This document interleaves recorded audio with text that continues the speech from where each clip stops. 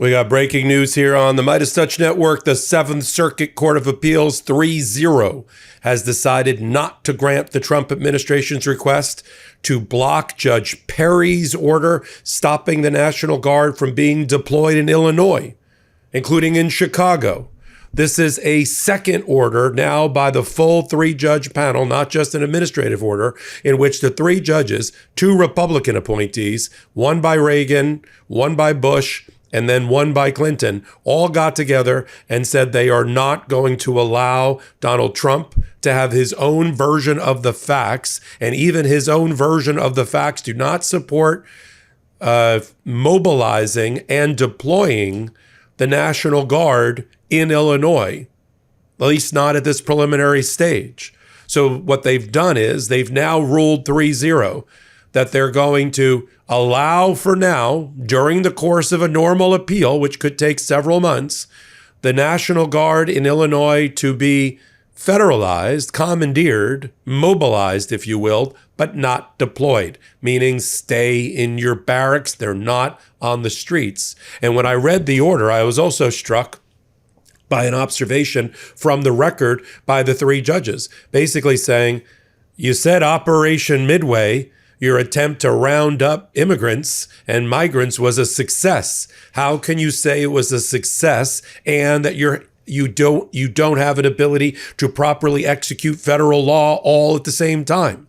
If that's the basis under this statute, I'm going to talk a lot about on this hot take, 12406. If the basis of 12406 is I can't execute federal law, then how do you have such a successful Operation Midway?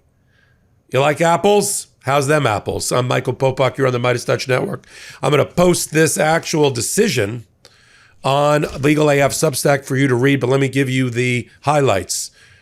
We had a ruling by Judge April Perry just a few days ago in which she blocked both the mobilization, the takeover, the commandeering of the National Guard in Illinois off the heels of what was going on in Oregon and California. And in addition, she stopped them from being deployed in the streets of Chicago, for example.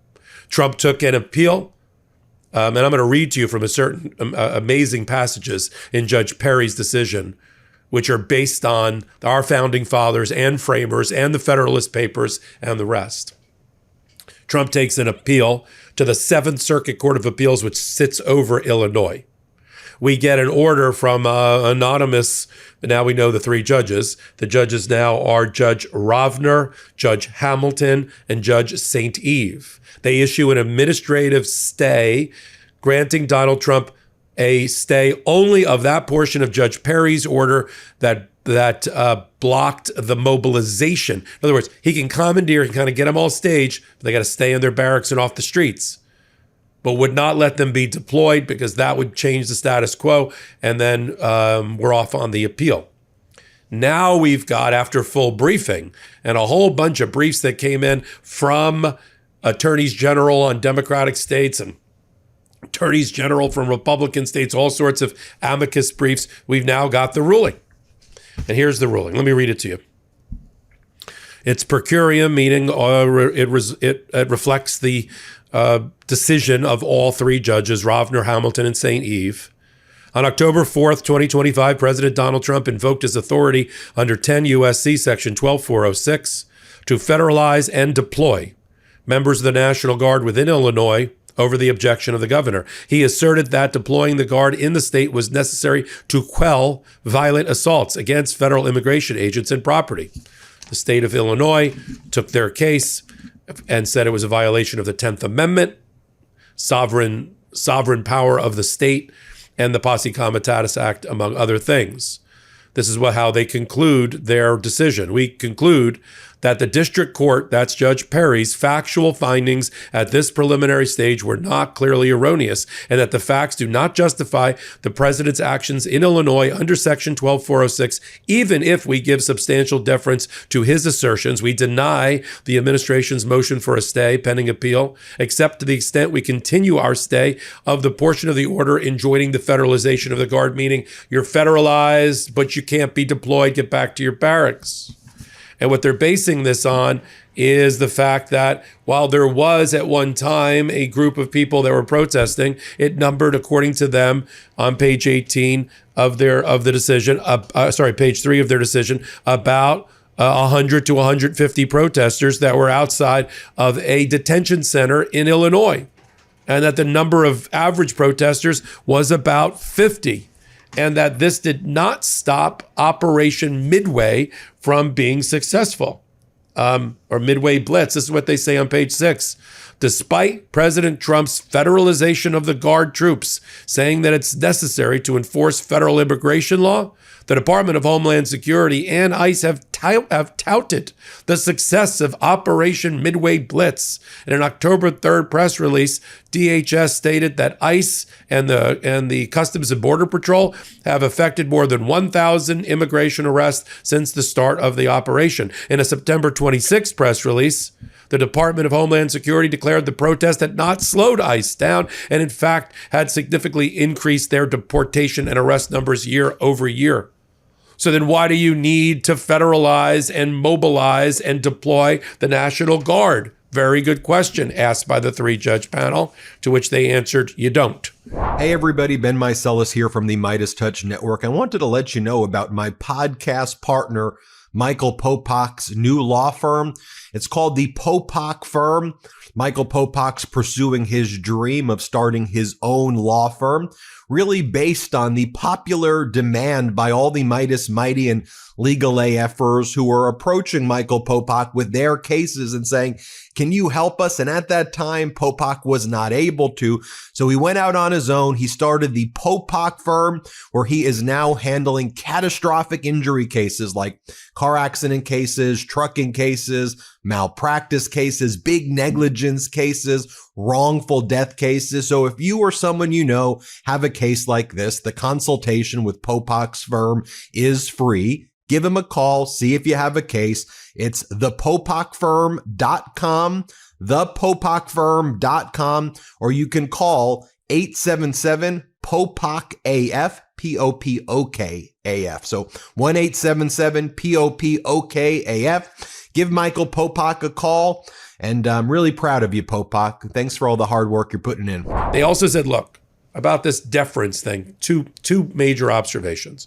One, this panel ruled for the Seventh Circuit that we as a judicial body have oversight over a president's decision-making in and around Section 12406, whether there's a rebellion, whether there's domestic violence, whether he can't execute the laws. Great deference is given to a president, named Trump or something else, in that area.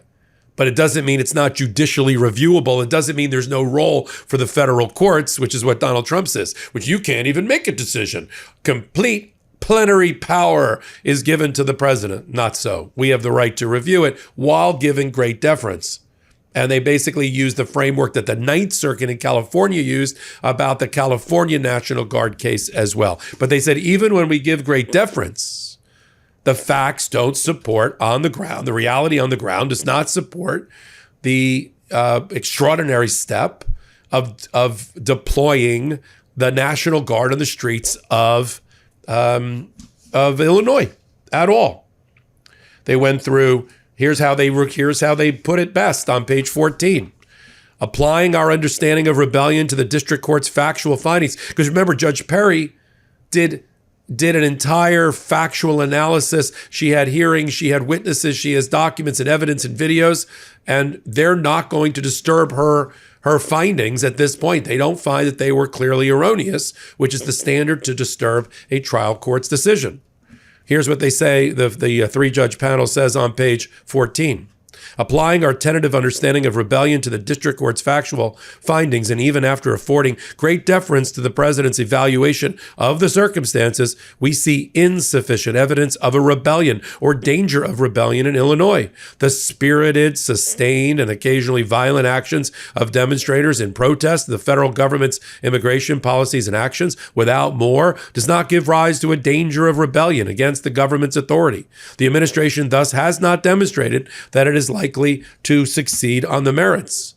It also goes over the other prong of Section 12406, the third prong, which is that the president can deploy federalized National Guard when he's unable with regular forces to execute the laws of the United States. In other words, they have to be significantly impeded. That's what unable means. And he can't do it with federal officers. But he says, looking at the record so far, including the bragging that the Trump administration was doing, they clearly can continue to execute laws and to capture and arrest people pursuant to their Operation Midway Blitz. So their final ruling for now, subject to the appeal, this is the last word, at least for the Seventh Circuit, is stay in your barracks. We're not going to make him unfederalize or commandeer the National Guard, but we're not going to let him use them either. It's like he's got toys, but they're wrapped until Christmas, and he may not be able to play with them. I guess that's the right way to put it. I'll continue to follow this on a breaking news cycle. Just to give you a quick update, we've got a new ruling coming out of the Ninth Circuit. Judge Immergut in Oregon up to the Ninth Circuit, in which she has extended her order stopping the deployment on the streets of Portland. Same thing as the Seventh Circuit, waiting on the Ninth Circuit to rule. So we got two big wheels spinning in appellate world. The Ninth Circuit sitting over Oregon and California. We're waiting on a final ruling from them, a 3-judge panel there, about Judge Immergut's order and whether the mobilization of the National Guard was appropriate under the unique circumstances of Oregon. My gut is they're going to allow it in Oregon. It was a little deadlier there, if you know what I mean. But we'll see what happens with the ruling. On the other hand, we're waiting now for the Seventh Circuit to get full briefing and get into their mode. Probably these two orders of the 9th and the 7th will be several months apart, and then it ultimately ends up at the United States Supreme Court. I'm glad you're here with me. I'm MeidasTouch. Take a moment, hit the free subscribe button, and while you're at it, come over to Legal AF YouTube channel and do the exact same thing. Till my next report, I'm Michael Popok. Can't get your fill of Legal AF? Me neither. That's why we formed the Legal AF Substack. Every time we mention something in a hot take, whether it's a court filing or a oral argument, come over to the Substack. You'll find the court filing and the oral argument there, including a daily roundup that I do called, wait for it, Morning AF. What else? All the other contributors from Legal AF are there as well. We got some new reporting. We got interviews. We got ad-free versions of the podcast and hot takes. Where? Legal AF on Substack. Come over now to free subscribe.